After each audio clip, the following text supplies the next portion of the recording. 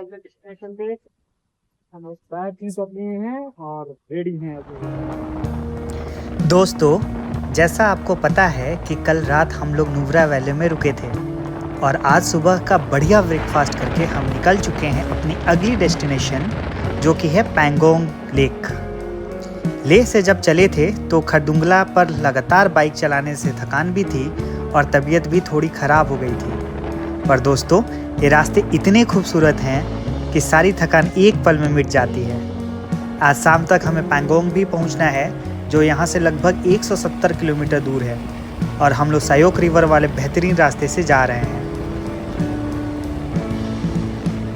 दोस्तों, जैसा आपको पता है कि लद्दाख में सिर्फ चमचमाती सड़कें नहीं मिलती, यहाँ बाइक चलाने के लिए आपको तगड़ी ऑफ रोडिंग के लिए भी तैयार रहना पड़ेगा।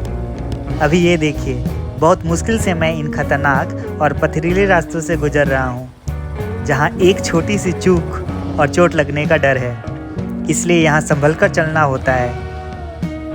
आगे एक नया ब्रिज बन रहा है दोस्तों, जिसकी वजह से हमें यहाँ से डाइवर्जन लेना पड़ा है। और रास्ता देख रहे हो आप, पत्थर अभी ठीक से बैठे भी नहीं हैं, पूरी बाइक डिसबैलेंस हो रही है। मुझे बिल्कुल ध्यान से सिर्फ उन्हीं लेन्स पे जाना पड़ रहा है जहाँ बड़ी गाड़ियों के चक्कों का निशान बने हैं।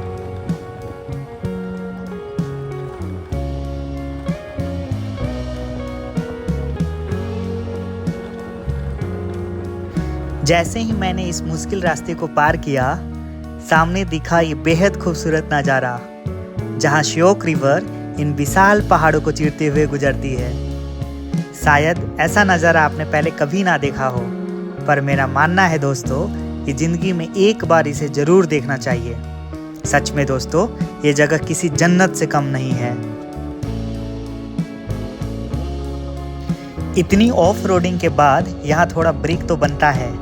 इस खूबसूरत जगह पर हमने रुककर कुछ बेहतरीन सेल्फीज ली, ताकि लद्दाख के इस हसीन पल को हमेशा के लिए यादों में कैद कर सकें।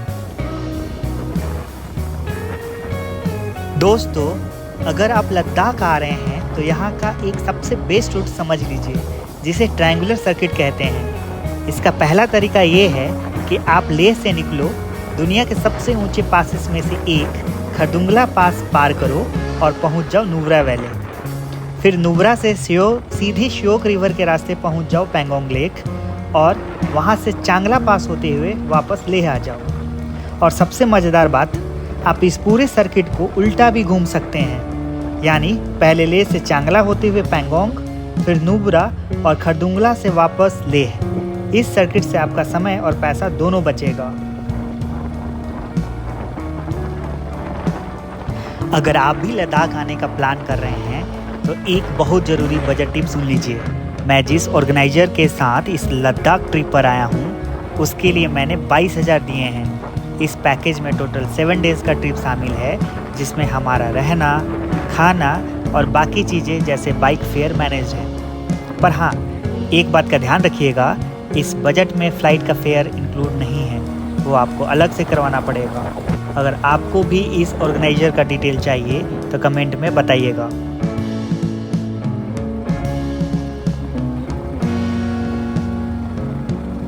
दोस्तों, अब मैं जिस रास्ते से गुजरने वाला हूँ उसे आप रास्ता कह भी सकते हैं और नहीं भी।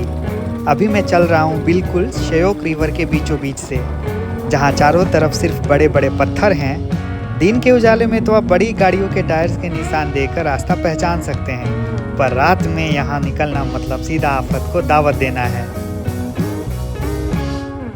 खुशकिस्मती से अभी यहाँ पानी का बहाव नहीं है, जिसकी वजह से पथरीला सफ़र थोड़ा आसान हो गया है और मैं इस तंग रास्तों को पार करते हुए आगे निकल रहा हूँ। पहाड़ों का ये रूप सच में दुश्मन भी है और यार भी है।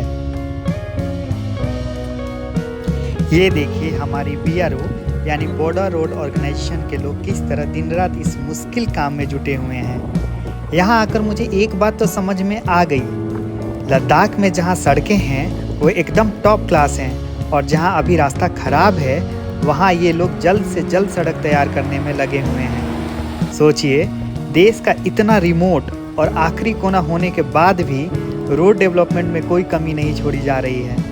हमारी इंडियन आर्मी और BRO के इन जवानों के लिए एक लाइक तो बनता है दोस्तों।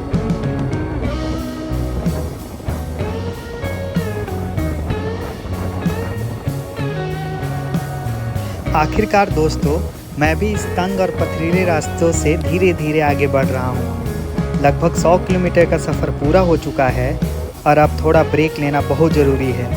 अभी तक रास्ते में ज़्यादा कुछ नहीं दिखा है, पर आगे जहाँ भी कोई छोटा मोटा रेस्टोरेंट दिखेगा वहाँ थोड़ा रिफ्रेश होऊंगा। सच बताऊं तो अपनी पूरी ज़िंदगी में मैंने कभी एक बार में इतनी बाइक नहीं चलाई है दोस्तों, पर डर तो अब शुरू हुआ है। टीम के लोगों ने बताया कि आगे का स्ट्रेच थोड़ा और ख़तरनाक होने वाला है। ये सोचकर ही मेरी जान निकल रही है। लेकिन आप बने रहिए मेरे साथ, ब्लॉग लंबी ना हो इसलिए आगे का खतरा आपको अगले पार्ट में दिखाता हूँ। तब तक ध्यान रखिएगा और लाइक सब्सक्राइब करना मत भूलिएगा। Bye bye.